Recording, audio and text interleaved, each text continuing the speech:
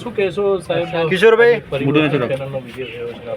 પહેલા તો ભારતીય જનતા પાર્ટીના કાર્યકર્તા તરીકે ભારતીય જનતા પાર્ટીના ઉમેદવારો અમે બધા લડ્યા અને હજી પરિણામ તો મને મળ્યું નથી. શું આવ્યું છે એ રજિસ્ટ્રાર સાહેબશ્રીએ પાકો આપણે આપ્યું નથી, પણ એ બધું ગણાઈ રહે. એમાં કોઈ ભૂલ છે, કોઈ સરવાળા ભૂલ છે અથવા તો કોઈ બીજી ભૂલ છે, તો એમાં કેટલા ઉમેદવારોને કેટલા મતો મળે છે એની પણ મને ખબર કિશોરભાઈ, એટલે મારા પાસે મારા જે એજન્ટો હતા એમને સરકારી ઓકડા 9 બૂથોના એટલે 9મા રાઉન્ડના મળ્યા છે, 10મા રાઉન્ડના મળ્યા નથી. એટલે હાલ હું એવું ના કહી શકું કે અમારી આખી પેનલ જીતી ગઈ છે અને હાલ એવું ના કહી શકું કે અમારી પેનલ હારી ગઈ છે. એટલે હું જ્યારે 10 રાઉન્ડના મળે મને બૂથના ઓકડા એના પછી કહી કહું ને એ પાકા રજિસ્ટ્રાર સાહેબની સહી સાથેના ઓકડા મળે.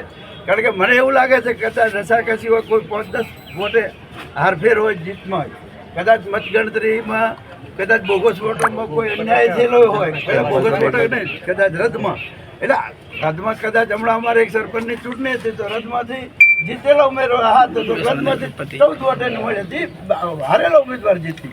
એટલે આમાં કોઈ ખબર પડે નહીં, પણ ભારતીય જનતા પાર્ટીના કાર્યકર્તા તરીકે જે રિઝલ્ટ આવ્યું છે એ માથે ચડાવવાનું છે, ભારતીય જનતા પાર્ટી સાથે કામ કરવાનું. શું કહો છો અણદાભાઈ, હવે રિકાઉન્ટિંગ માંગશે કે હજી રિઝલ્ટ ઉપર કહી શકું, અત્યારે મને કોઈ ખબર પડે નહીં.